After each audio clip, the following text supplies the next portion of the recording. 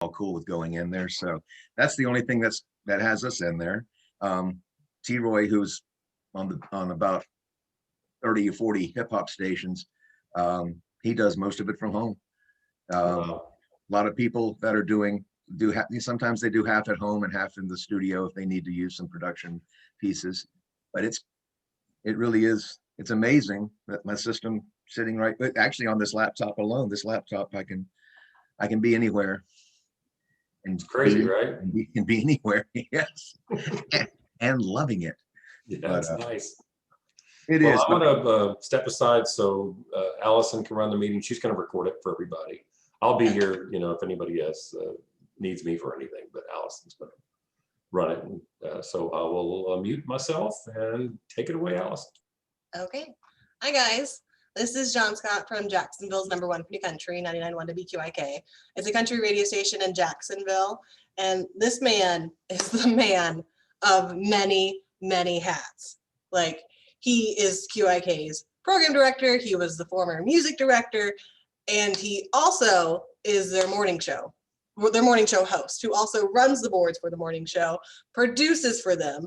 It just does pretty much everything. So, John, can you just tell us like what your day-to-day life is like at work? Yeah, hope everybody's doing well. Thanks for having me. It starts in the middle of the night, scrambling for an alarm clock and hoping it will never, ever go off.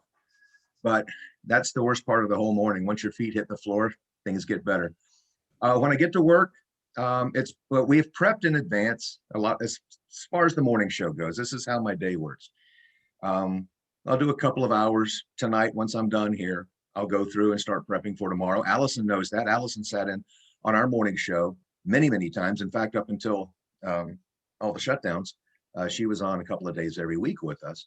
And when she was the other one of the third instead of just the fourth, I would send her all the stuff that I prepped, and I would say, hey, you have anything? And we would do it all the night before. We'd have a lot done the night before, and if anything broke, which rarely does, we would include it. So it's all about preparation, and we would prepare and prepare and prepare and have enough for 3 days worth. And the great thing is we'll just keep editing and editing and editing and go, wow, we have pared it down to the best show available. So that's our morning show. And the morning show, 3-person morning show, which in itself has its wonderful greatness about it. And it's also very trying at times because you do have 3 people who all want to speak. So it becomes down to where we get coordinated pretty well. And it's amazing, the chemistry. And once again, you can ask Allison, the chemistry that's amazing about 3 people who have worked together for a long time and trying to jump into that stream of conversation. Absolutely incredible, to the point it will say, you end up having to go, Allison, what do you think about this subject? Because jumping into a stream of conversation like that with a great morning show is really, really tough because we can anticipate each other so well. So that's the best part of the morning show. It really is just working. We work together well. I've been at the radio station for 31 years. Gosh, this is my 32nd year. And I've been with Robbie and Toni in the morning since 2012. So that's 9 years. And so you really get a lot of chemistry that way. As far as what we do on the morning show, we keep it really clean, very PG. We literally have fathers and daughters and mothers and sons listening to us, and they say country, it's not a format, it's a family reunion. And you know that you're going for teenagers all the way through their grandparents. And so when you have that, you really have to be careful about what you say and what you're doing. And that's what we do at the morning show for the most part. We always keep it very friendly and very family friendly. The topics, we always bounce them off each other, and we edit each other, and we have no problem. If one doesn't like it, no, it doesn't go. But we're all very generous with somebody who feels strongly about something, and we understand each other when it comes to that. So that part of the chemistry is something that really has to be worked on, but once you get it, it's really amazing. The other content things, we run phone calls. I'm the guy behind the board, like Allison said. And so we're doing it. We do some of it live. We do some of it pre-taped as if it is live. We don't, if we goof a word up, we don't cut. We just keep going because that's natural. That's how we do. But there are some things you do in advance, and then sometimes we've stopped it and thought, yeah, we can do better with that. So that's to me, that's part of the preparation. But being live, there really is nothing like being live. When you're doing a live morning show, it's like any great improv comedian or any kind of improv person is going to be prepared. Now, something new is going to come at them and they're going to react. But if you're not prepared to react to anything, then it's going to be flat. Like when, I don't know if y'all ever saw old Robin Williams stand up, but Robin Williams was that way. You all thought it was all off the top of his head. That situation was, but he was prepared with a joke if he saw somebody with that situation. That's preparation. That's morning show radio. That's morning radio where you're prepared for anything and anything could happen. So there's nothing like the high you get from being on a morning show that runs well and you're clicking and you turn the mics off and think, okay, I think more than the three of us laughed at that. And when it comes to doing morning shows, it doesn't have to be all hilarious. We aim for a little humor in every break. And we don't tackle politics because that's poison for us. And so there's no need to go there. People come to us to escape. They come to us for their safe haven. They get enough of that, and heaven knows, haven't we had plenty of all of it? They come to us for, hey, this is our own little world. It's like you diving into and binging a sitcom or binging some show. You dive into their world. That's how we want to do it with morning radio. We want you to come to our world, but we're real people. And I saw you at Publix, you know? So we have that added advantage of being real. We're not just that character that you get involved with for 13 episodes. You are dealing with the real person every day. And for years, I had a lady who won yesterday morning, a winner, and she said, I literally have grown up listening to you. And she gave me her last name. I said, oh, your mom used to win from us because it's an odd last name. I literally have raised people listening to your station, and they know everything about you. And that's very weird, but that's what you put out. So we are in our own world, yet we are still with you. And that's what we do with our morning show. So funny, real, but the main thing is it's real.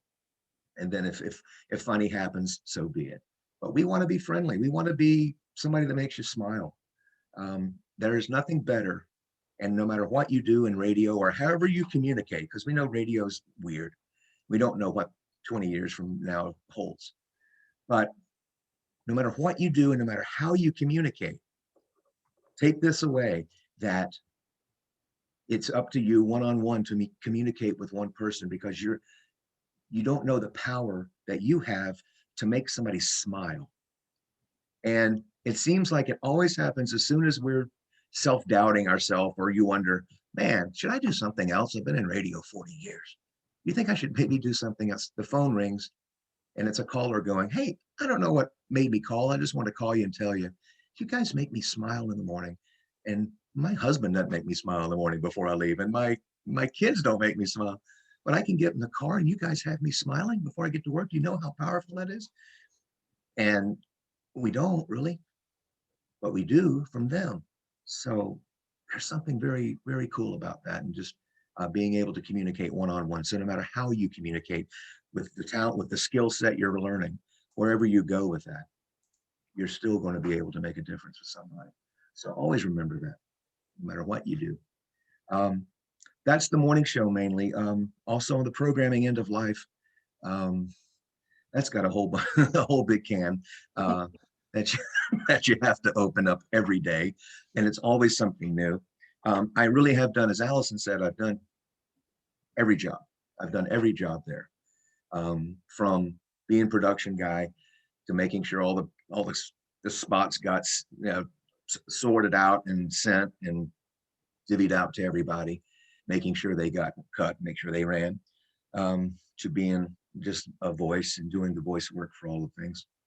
And music director, where I was part of choosing the music, making sure the music got programmed, making sure the rotations happen. And then when you're program director, it's all of that. Plus, you're going to deal with every personality at that radio station and everything about them. People are going to come to you, and really, you might be the one person they can talk to about something. So, add psychologist as one of the hats. I mean, I've had it. Allison and I've had those talks, but we've had them both ways. We've had them both ways. That was the great thing.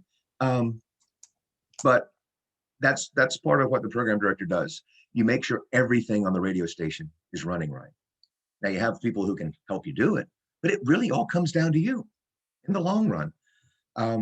As far as outdated spots, next you're attached. Here's my deal. When I bumped up to program director, I went from getting 200 emails a day to about 800 emails a day, because they attached you on everything. Because you know what? If it had anything to do with WQIK, it had something to do with me.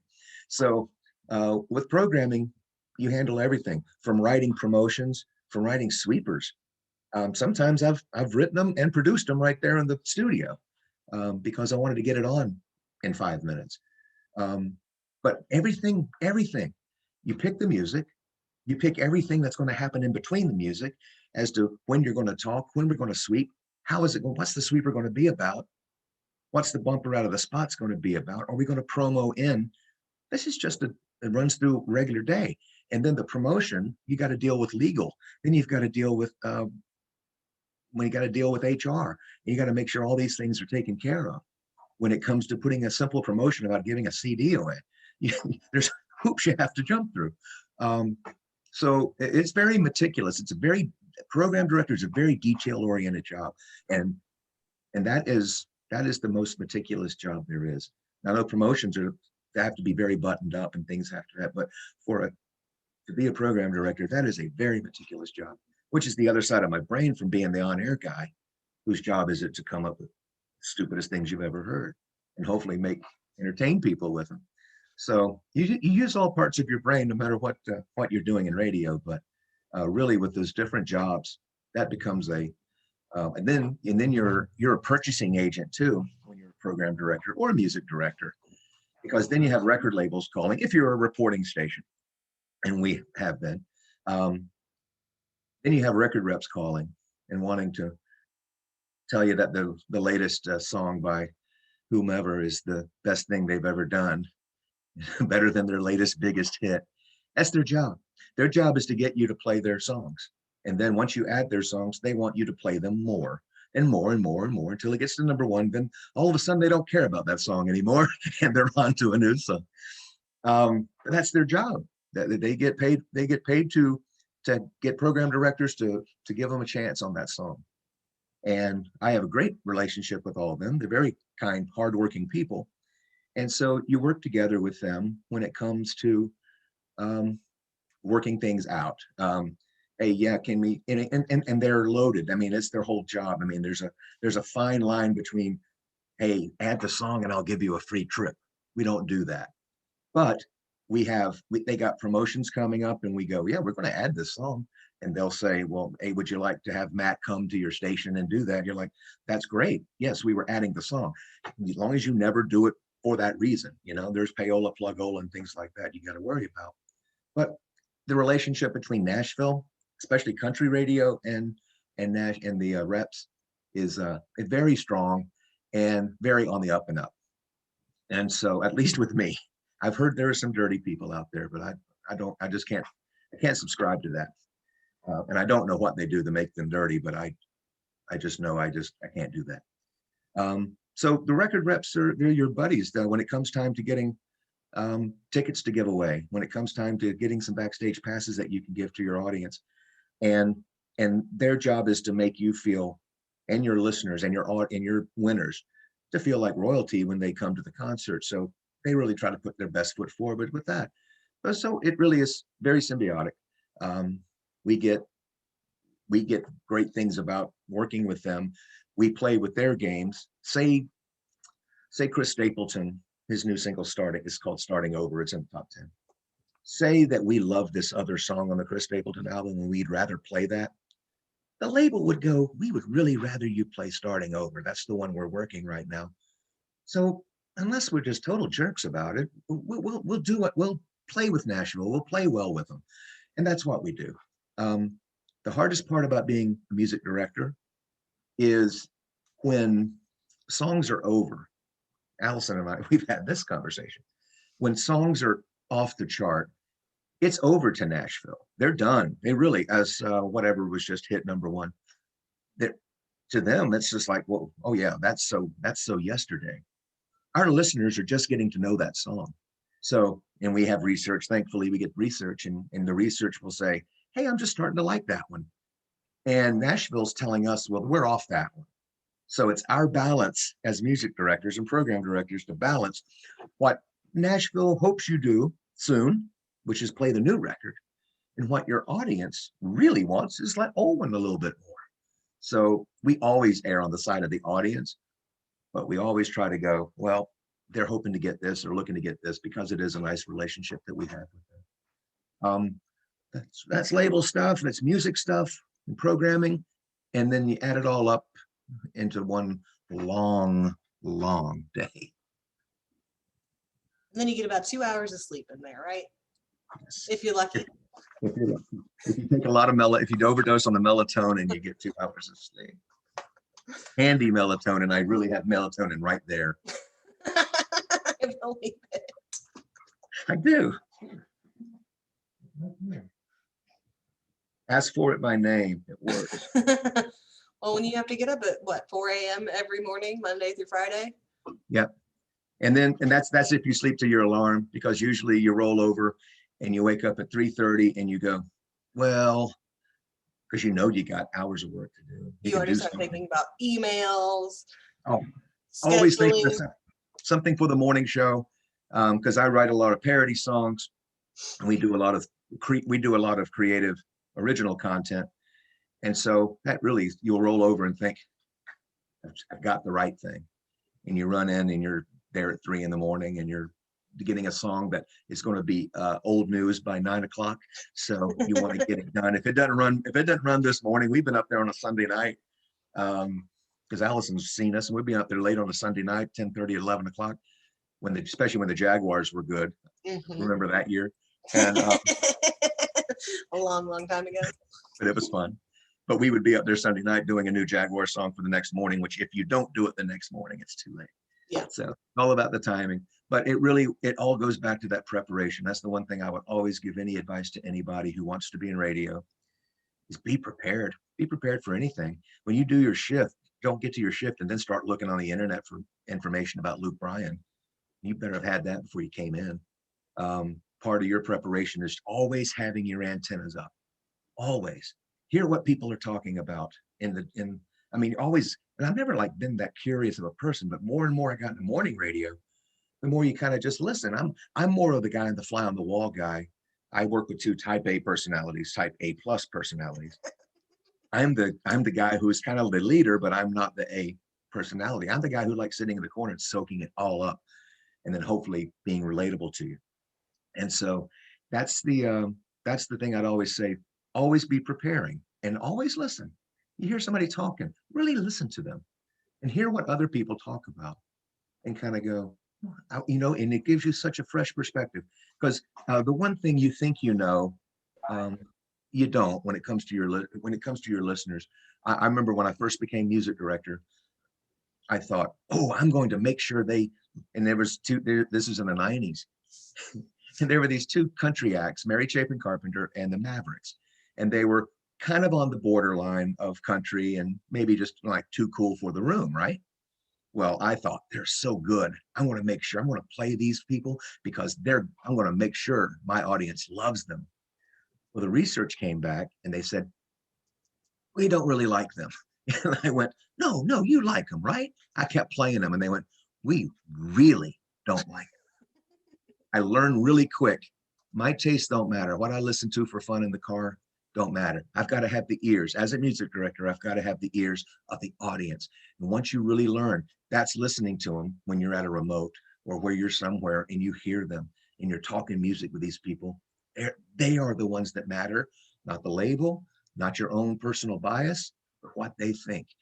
I say the more the more average listeners you are of music, the more you're going to relate to the masses, not the ones who call, not the ones who know the songs by name or artist by name. That is about this much of your audience. You're going to have people that just have you on because they like the sound of things. They like the sound of your voice. They like the sound of the music that plays.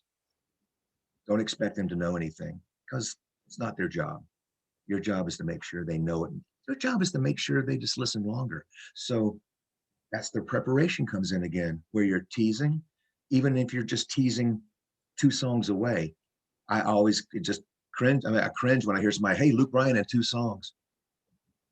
That didn't tell me anything except Luke Bryan.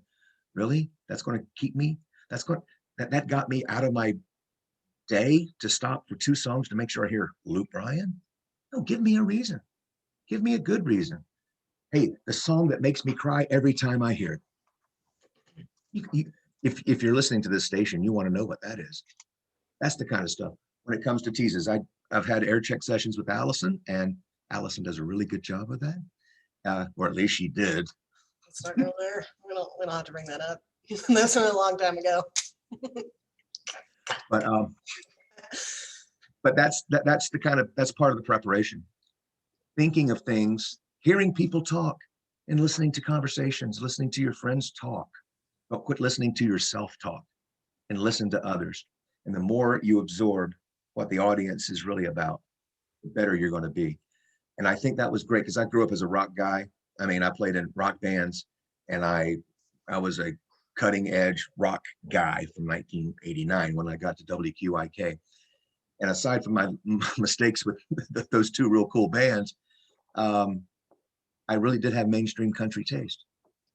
And I think that was the success of me 30 years as a music director, 25 years of it, because I really was just an average country guy when it came to the music. And I wasn't some highbrow, you must like this kind of guy, because I tried it and it failed miserably. And I just went back to what my instincts were as far as listening to the audience, because they're the ones you're trying to please. And that's the main thing. Be prepared, keep thinking, always think of the next break. If you can track, do they track it all, Allison? No, there's something wrong with our systems where we don't have the capability to let them voice track, but hopefully within the coming months. Okay. Even if you don't ever track, before you do your break, think about it a few times and think how you can edit it. Now I do it because when I used to do afternoons, I would track in advance because I could think maybe an hour later, oh, wait a minute, I got a much better way to say that. Mm-hmm. And that's what you can do. So when you're live, you have all that time in between songs. You got a 5-minute music break, 8-minute music spot block or whatever. All of that time needs to be ready for that next break. You need to go, what's the best way to say this? And then when you think you got it, think again and edit it and make it better. It's just like any way of this really is a palette that you have, and you're an artist that is going to paint that in for your listener. You're going to use the right words. I mean, you can really get detailed and really anal about it, but I'm just saying what you really want to do is that's it. That might be the only chance you have to impress somebody. That might be the one time they flip over to your radio station and actually are listening. They might listen. You're the talking lamp as far as they care for the most part. You might say something that actually hits them. You've got a friend for life. So think about what you're going to say. Hey, coming up, some great music. Oh, thanks for that. No, give me reasons. Give me reasons to listen. If you've got a great piece of information, you tell them, you'll never believe what Luke Bryan did when he went to the White House that time. What did Luke Bryan say that day he went to the White House? Whatever. If you've got something about a country star, they might want to know about it. It's better than saying, got a lot of great music. So think about it. Know your audience. Always keep thinking about what you're going to say. Edit, and re-edit again.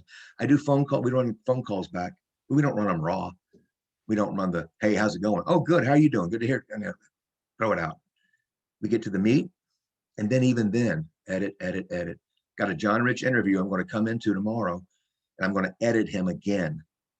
I'm going to pare it down to about, it's 4 minutes, and I'm going to pare it down to about 2 of the best minutes possible. Because listening back, you go, there's a lot of wasted words there. Let's get to the meat, get to the good stuff. That's why sound bites are so strong in context, because it's the meat. And that's what you want to do every time you're talking. Every time you crack the mic, you want to give them the meat. Think about it. Think what you're going to say. And that's it. I mean, somebody's punching. I had a guy, this is my one time I'm going to do this. We had a national program director out of New York, was in town for some reason. I had no idea he was there.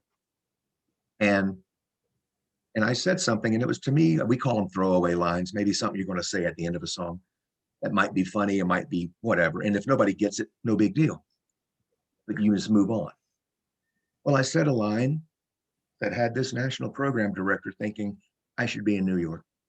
And it was just a throwaway line, but I did think about it.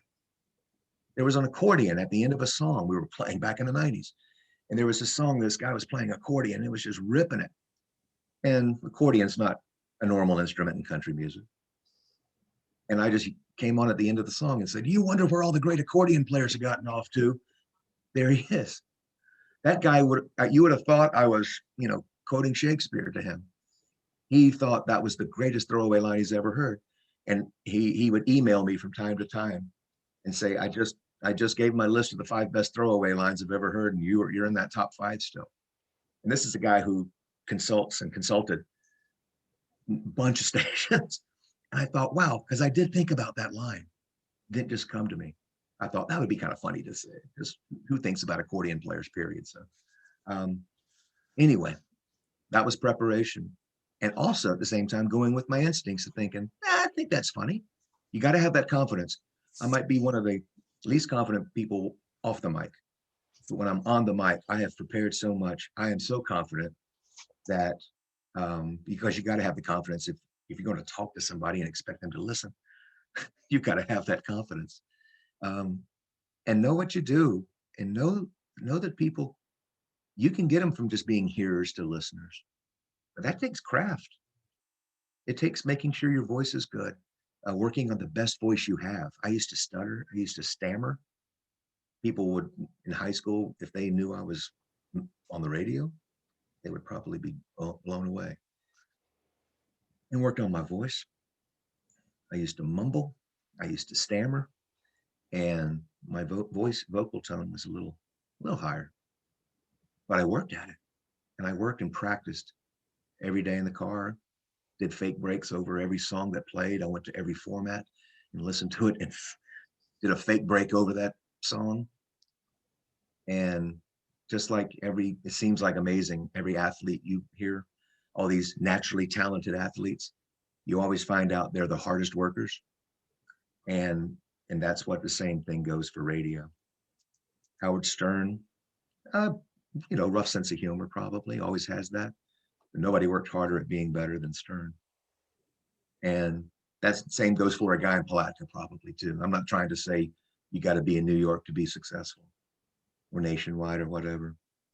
Just the best you can be, but it comes from a lot of hard work, and people will notice. And if you have the talent, the ability, the timing, then yes, you can have a career doing this well. And no matter what you do, though, it's all about preparation when it comes to, like I'm saying, I know a lot of our stuff, they're like the air part, they're like, yeah, good, do a good job. But did you do your digital? Did you do your socials? Did you do your podcast? Did you do a video for social? All of it, once again, comes with preparation. Now, funny is tough. Funny is tough to do. But fun, friendly, that's natural to me. And thankfully, after years of working to be natural, I finally have that. But like for podcasting, though, be prepared. You'll be better than, listen, you're doing any radio right now, and you're going to do a podcast, you're going to be better than 90% of the people that do podcasts. Have you heard these people? Have you heard these journalists? Hey, welcome to the this is the football podcast, and they're real knowledgeable guys, but they don't know how to communicate with the voice. That's what you're doing. That's what you're learning to do. So just don't think it's going to be there sitting on the radio, putting pots up and playing the latest song from whomever. You're taking this and running with it because radio is running this way too.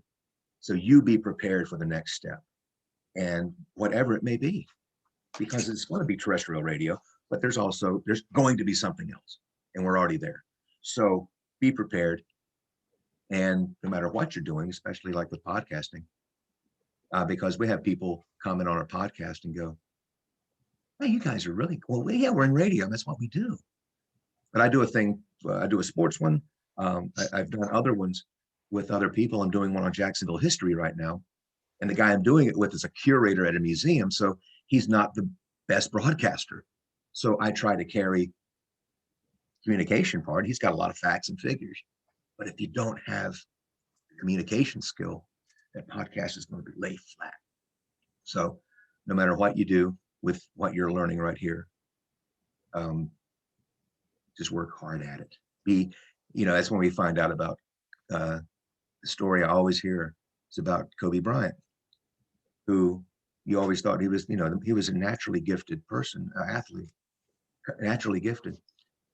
But you found out he was there 3 hours before practice. He was there 3 hours after practice. Amazing how all the naturally gifted athletes always are the hardest workers.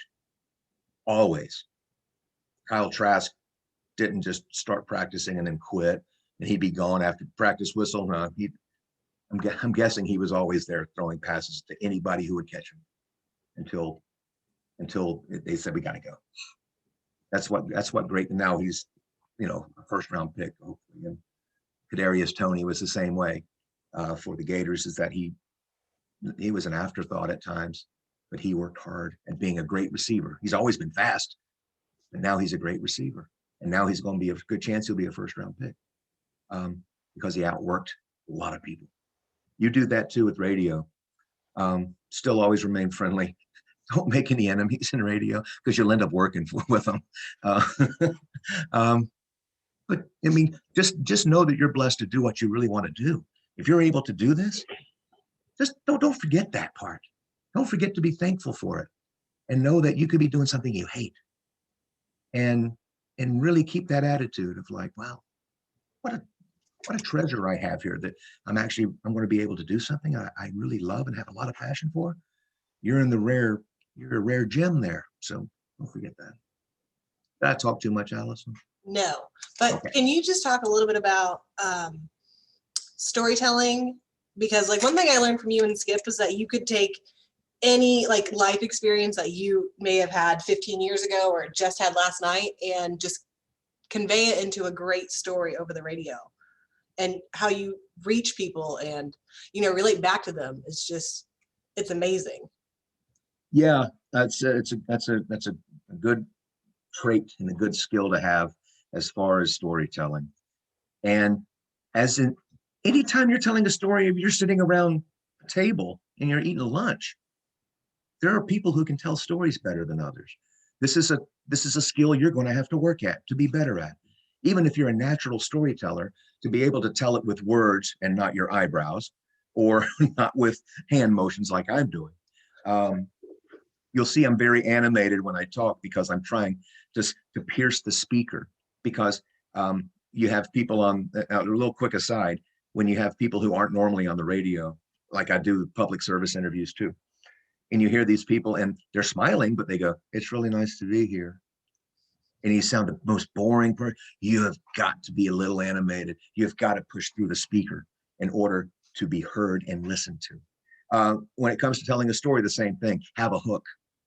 Be there. That's preparation again. Have a hook. I can go, well, a friend of mine, we went, how much we love our Saturdays. And a friend of mine, we went to, my wife, it was my wife. That's right. It was my wife and I. I've lost 90% of you already. How was your weekend, John? I had the best shrimp ever. Or the coolest thing happened in San Marco this weekend that I get to do next weekend. Or whatever. You got to have the hook. You got to hook them. We're seeing with the people meter, which is this horrible way of Don't get me started. But it's a method of measuring audience by the wonderful people at the AC Nielsen company. There's some sarcasm in one of those words. Your favorite. And anyway, they do have what these meters. You can see, we get to see it. And that's the sad thing, to say you started a break so poorly that everybody left by the time you were 2 minutes into it.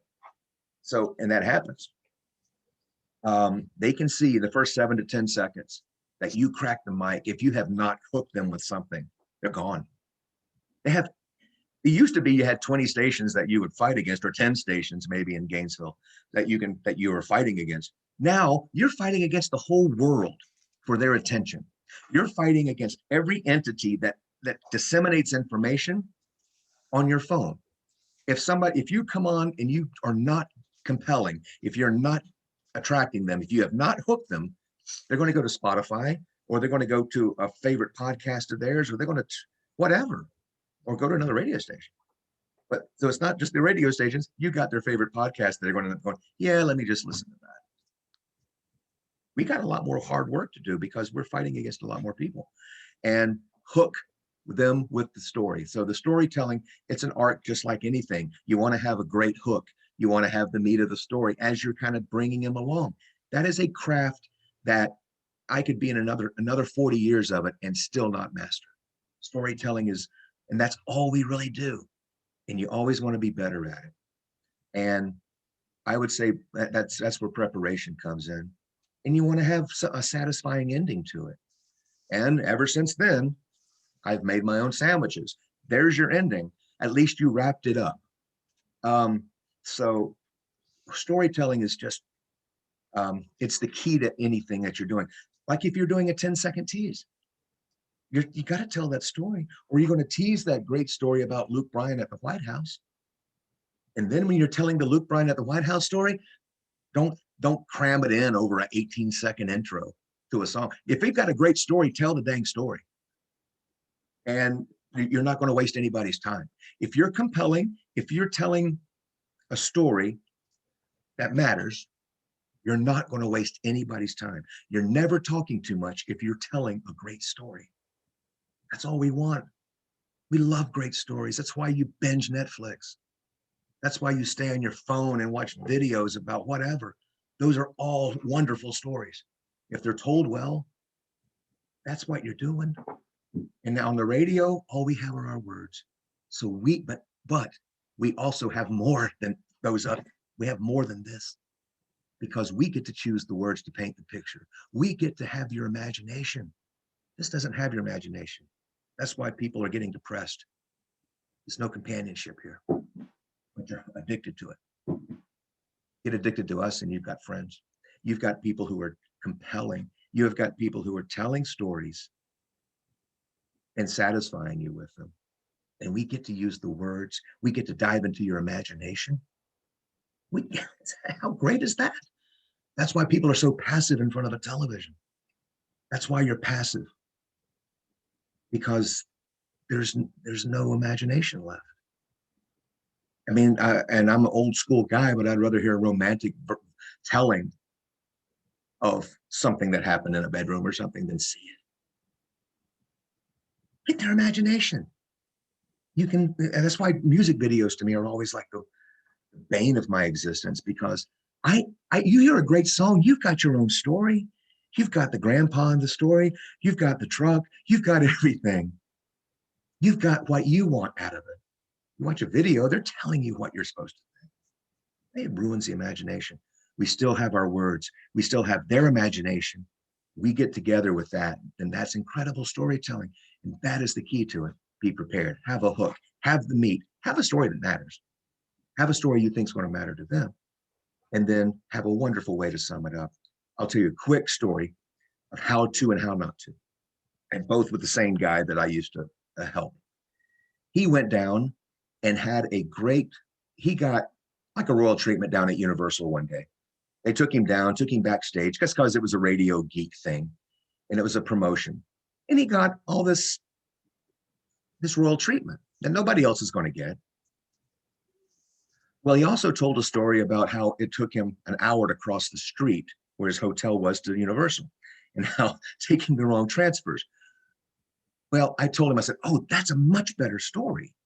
I said, I would tell the story that we can all experience of trying to get across the street and it's taking you an hour and a half to get on buses to try to go 24 feet across the street. Well, I listened on the radio on the way home, and he worked middays, and he told the story about what a treatment he got from Universal. And it was a horrible story. It's like, well, I went to Universal and wow, they sure know how to take care of us radio people. Horrible. I said, I got there the next day. I said, tell the damn story about you not being able to cross the street. Everybody will be nodding and going, oh my gosh, the poor sap. Or, boy, have I been there. Boy, what we want to do is be relatable. And so that's storytelling, but make sure it's relatable. Everybody on this this grid right here has got great stories that they tell. And if you have a go-to story about a pet, funniest story about a pet, formulate that in your head. Think about that, and then make that a something you do as a project. That you have a story that you've told 100 times, but tell it in a way to your friend next to you, that tell it in a way that's going to be more compelling.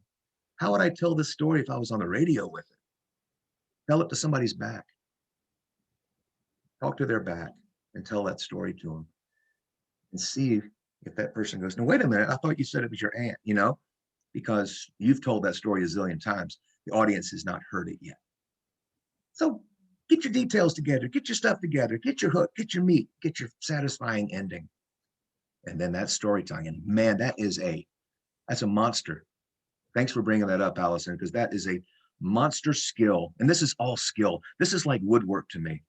It really is. It's detail oriented. You might have a knack better than somebody in the engineering department about doing this. And so you have that knack. You also have the passion, which means so much. Then you have to acquire the skills. I have the passion and the knack for woodworking, but until I learned how to work a saw, I was horrible. So these are your saws. These are the tools you use. Storytelling, voice inflection, being relatable, being friendly. Those are your tools for this incredible craft that I have had this incredible pleasure of being able to do. I never thought 1982 that I would still be doing this and really living a very, very good life.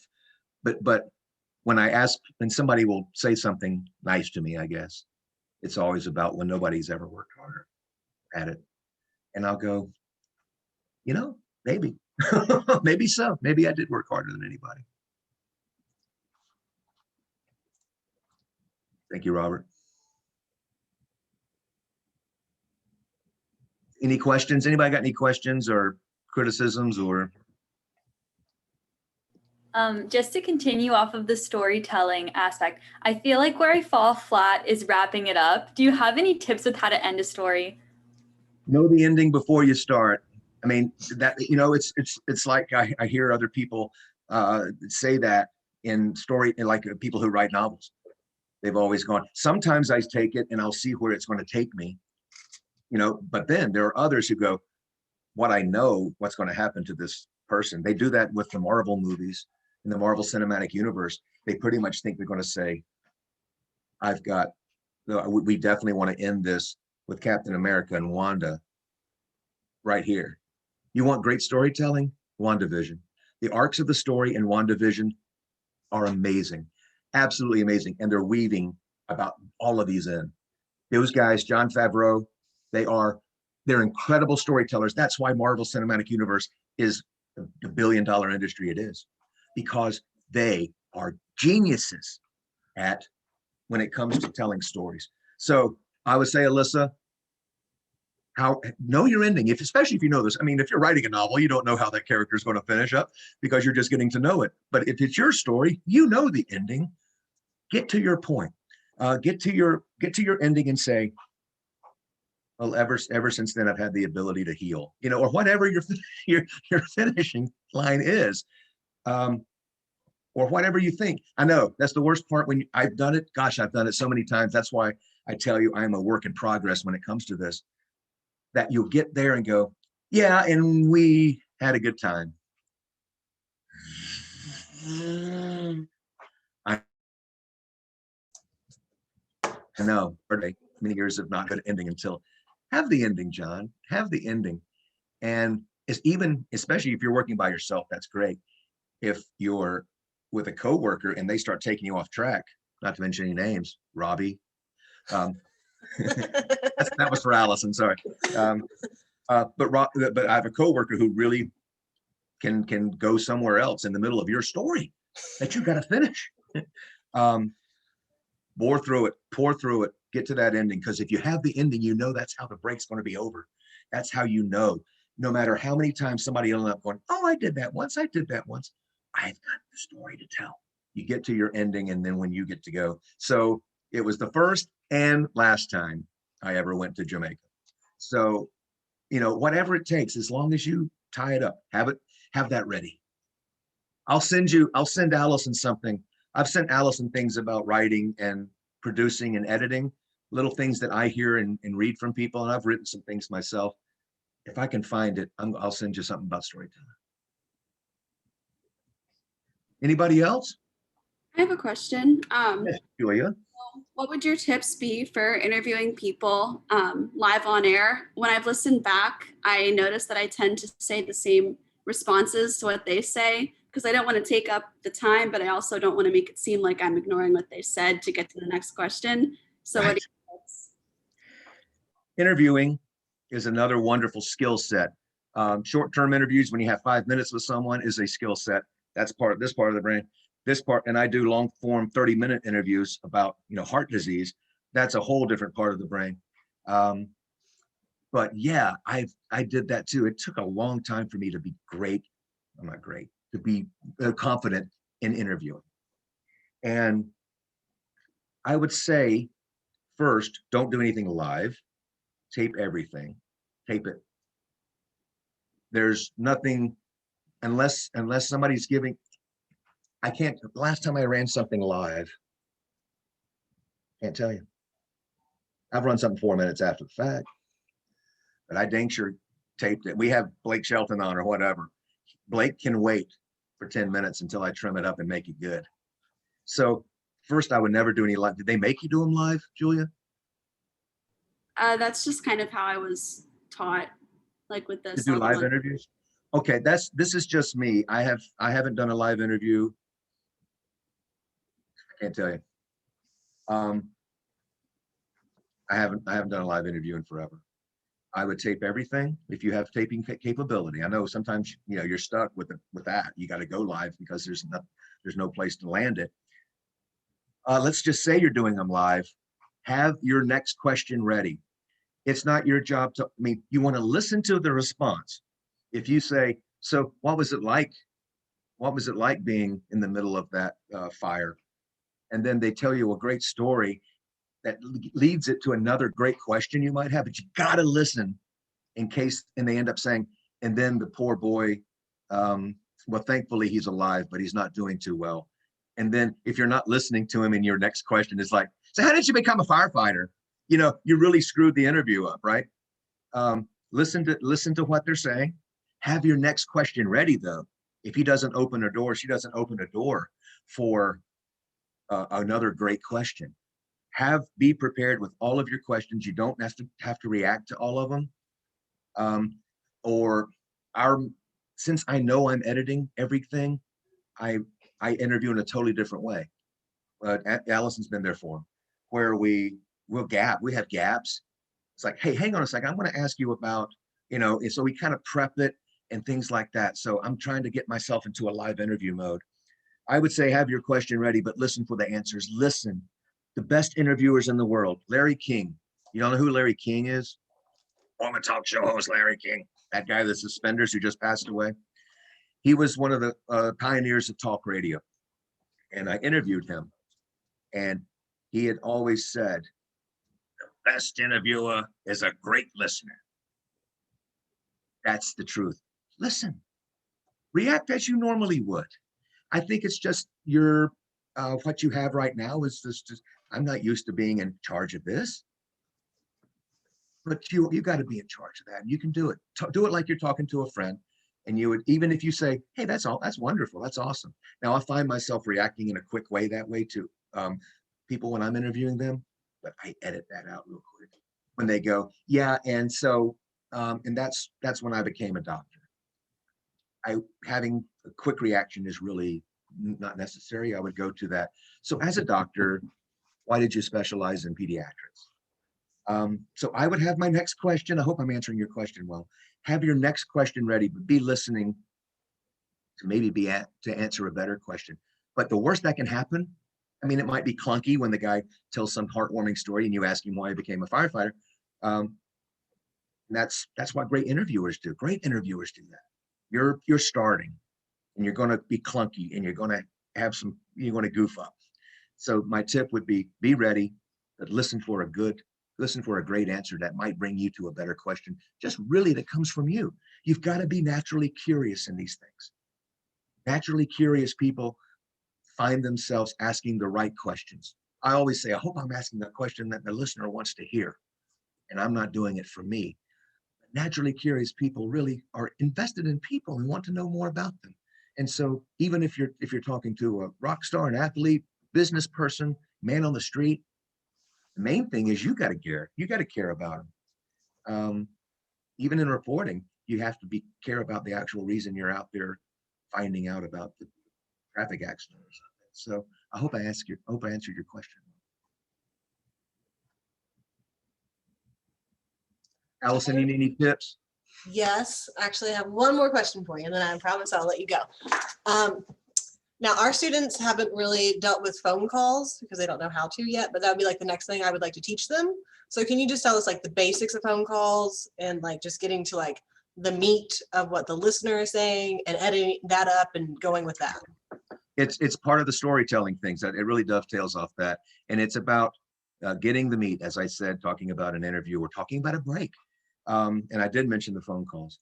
So when you have callers, if you're talking about a topic and you have, once again, it depends on if you're doing morning show radio and you have 2.5, 3, 4, 10 minutes, whatever to do a break, you can get the fully realized sentence perhaps of that caller. But what you don't want to do is just have the waste in there. Like I said, it's tough to listen to sometimes I'll bring up Larry King again. If somebody called up and started going, hey, Larry, a longtime listener, Larry would go, do you have a question for Tom Clancy? He would jump in. Nobody wants to hear that chatter. Chatter is really a waste. Mm-hmm. Unless it's somebody who does say, if somebody's asking, John, how's it going? As in, I had COVID and I just came back on the air on Monday. John, how are you doing? Now, that's the meat. So don't just take, me saying, take out the niceties, just keep the meat. The meat might be, how are you doing? Mm-hmm. How are you feeling? That's a different story. So, and I did have COVID. And when I got back on the air after being off for 5 weeks, there were people that really cared and it was amazing. And I ran those calls and tried to find the meat of each one. Not just, welcome back, John, it's great to have, okay, I had one of those. The next ones were the meat of going, so tell me, did you lose your sense of taste? I had them interviewing me basically by editing the phone call. So what you want when people are calling, say they're just calling and you just are working a shift, you're not doing mornings, but you do throw something out like, hey, what was your first job ever? What you want to have, you don't want to have, hey, Alyssa, how you doing? I heard you saying that you worked at a farm when you were a kid, and you'll go, yeah, I milked cows, and they would go, yeah, I did that kind of too. But I worked over at a cow with a bunch of bulls, and then the bulls, whatever. Where you start? I worked with bulls because the other part we all know, we've been there. So you're trimming out the waste. And if you need to readdress, once again, you got a brand new audience coming. Every time you turn the mic on, you got a brand new audience. Some people have heard the last break, some people haven't. So you have to treat it as if they haven't. but you can't just belabor the point and go on about you on working on that farm, Alyssa. We've heard enough about you on the farm, okay?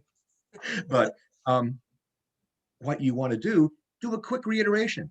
We're talking about summer, and if it matters that the guy, you worked on a farm and he did too. If you quickly summarize maybe the phone call with yourself, you take 25 seconds of his phone call of the first part and distill it down to 4 seconds of giving your call letters. So much fun hearing from you talking about first jobs. Mike, like me, worked on a farm. Mike, yeah, Alyssa, but I worked with bulls, and man, ain't nothing worse than a pissed off bull. And then boom, and then that's it. Call letters gone. Mike talked to you for a minute and a half, and you got the best 7 seconds of it. But you had to be a part of it. So with phone calls, find the meat, and don't have any problem trying to pull it out of them. Explore with them. They're not professional phone callers. They're on their way home, and they really cared enough. They cared enough to call you and tell you about their first job. So to them, this matters enough that they found their freaking phone, or they hit their hands free, and they actually are doing this. So first, value the fact that they're calling you because they care. And they might have a meter, but just value the phone call. But if they start calling and kind of hemming and hawing, you're in charge. Get the meat out of them. So did you like that job? Or they call up, yeah, I worked at Dairy Queen. Don't just go, thanks for calling, Mike, and click. So, Mike, what was it about Dairy Queen? Dude, I love those. I love I love that, or whatever, the ice cream cones, or I love the Blizzards. good gosh, those blizzards. And go, whatever. Is it, or do you make, then you're thinking entertainingly, what can I ask Mike to make this call worth it? And then maybe Mike won't be worth it, but you got to try.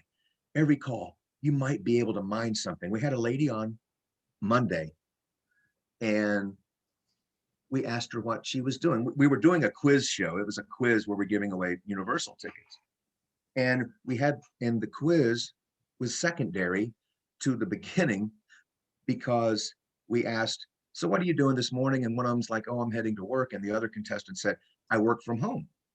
And then Toni asked a great question, which opened things up. If she would have said an average answer, I would have trimmed that out and we would have gone on with the quiz. Toni asked a great question, which is open-ended. Always ask the open-ended questions, which means anything but yes or no. And then she asked, we work from home. It's like, well, do you find it that, what do you like about working from home as opposed to being at work? Do you miss your coworkers? And this lady went on for like 20 seconds. Hilarious. It's like, no, there is nothing about my office I miss. And then we went, okay, let's play the game. She goes, I never have to see those people again. I mean, she started volunteering information because we asked and we kept listening, and we were mining, and we keep mining. And then sometimes that, just like any miner, you go and you're surfing and you don't get the wave, or you don't find the gold, but you keep trying because you never know when that next one's going to be there. Answer every phone call, record every phone call, and then if you have time, mine those phone calls and try. And then the next thing you know, you might get the best laugh you've ever heard. And if you can use the technology that we have, which I think most people have, once you start doing phone calls, save every stinking one of them. Find something good from every phone call, whether it's somebody going, it is such a gorgeous day, I don't think I can go into the office. Save that, even that's not germane to what you're asking. And then they might tell you that, their first job was, working on a dock or something. Save, this is such a gorgeous day for the next gorgeous day. And you've got you a great phone call over the lip of a song. And you've got your arm around an audience member, which is the world to your audience, that you are back and forth with them. And I had Allison one time she was doing a remote or something, and I was at the station, and Allison was on the phone, and she said something really funny, and I used it like she was a listener, like, I don't know, a month later. I used to have just stores of phone bits and people saying, John, that's about the stupidest thing I've ever heard. I'll save it and I'll think of something stupid to say so she can be on there, because the lady had such a great laugh. And she was like, that is the stupidest. I was like, oh my gosh, she is gold. So you start thinking with those kind of minds, that's when you're getting advanced and you're starting to use those phone calls, and every phone call to your advantage. In this day and age, phone calls are really at a premium because people are just not in the phone calling way now. That's why radio stations have text lines, and they have these other things, and they have like, they leave a message and tell us about your first date. Those are fine. And it's good to have a tool like that. You can mine them sometimes, but there's nothing better than you trying to dig and get the good stuff.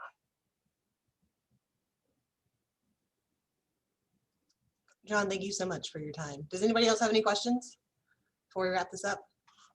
Where do I pass the hat? That's what I want to know. Just kidding. I'm just kidding. Oh gosh, it's been an hour. Hope I didn't bore y'all. No, Hope I was a compelling storyteller. I thought you were. Thanks, Natalie. No, you did a great job. I loved every second of it. Oh, well, I appreciate it. Thank y'all so much. I wish you all the best. I wish I could, I'm a curious guy, because I wish I knew what everybody wanted to do with what you're learning here. So maybe in the future, right, when you're done with this class, and if you ever need, listen, all you guys have, Allison's got my email. And if anybody has any more questions, or you just want to talk about what you're going through right now as far as radio or what I should do or whatever, email me, okay? And Allison's got my email. Just ask her. Oh, look, and it just magically appears. Third in the chat for you. Right there. Just really, and I mean it, because anybody that has the passion to want to do something that I love and have lived for this long with, I'll be glad to help you. And I think Allison knows that anytime she's needed anything, hopefully I was there for. Absolutely. And I'll be for all of y'all. If Allison cares about you, I do. And now I get a chance to have spoken to you. Anything you need outside of a job.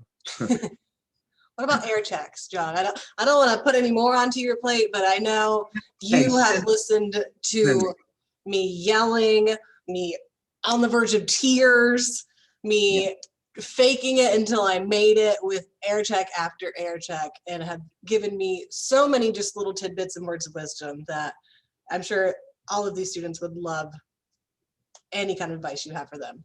I mean, send me an MP3. Don't tell any of your other friends, but send me an MP3. Send me your air check, and I'll be glad. Now, here's Allison, I'm truthful. Yes. Okay, just let you know, it's all done in love, but I'm not going to, I'm more of the Oreo kind of coach, where I'm going to say something nice and then really get to the meat, and then, say something nice at the end. Mm-hmm.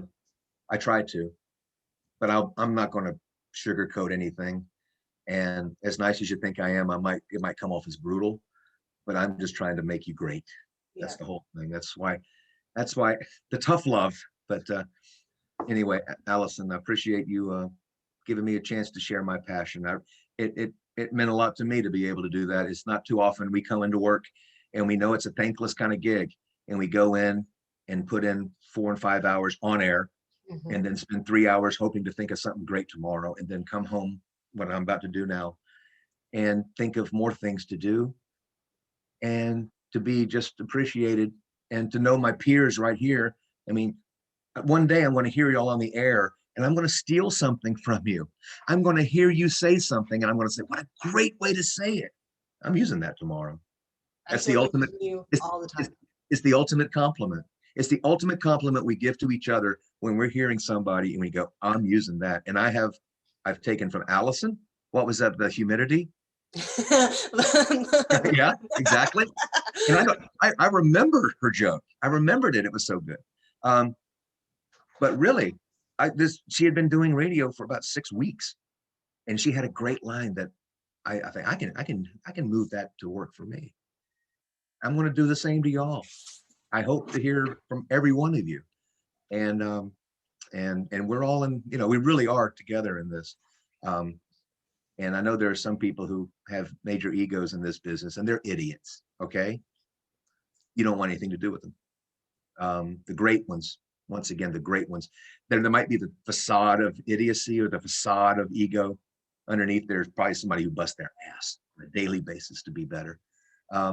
Arrogance is going to come with any job. There are arrogant people who, you know, take out the garbage, and there's arrogant people who sew. So you're going to find some of those people, but find the good ones. The good ones really are going to help you any way they can. And I'll be glad to do that. Really, I mean it. Email you. I'm already trying to learn names here. So when I see it, I'll go, oh yeah, you with Allie. So I wish you all the best. And if I hear from you, wonderful. And I'll really be glad to help with your presentation of what you do. Thank you, John. Thank you so much. We really do appreciate it. Take care. Just nice to talk to you. It's good to talk to See you. y'all later. Bye. Bye.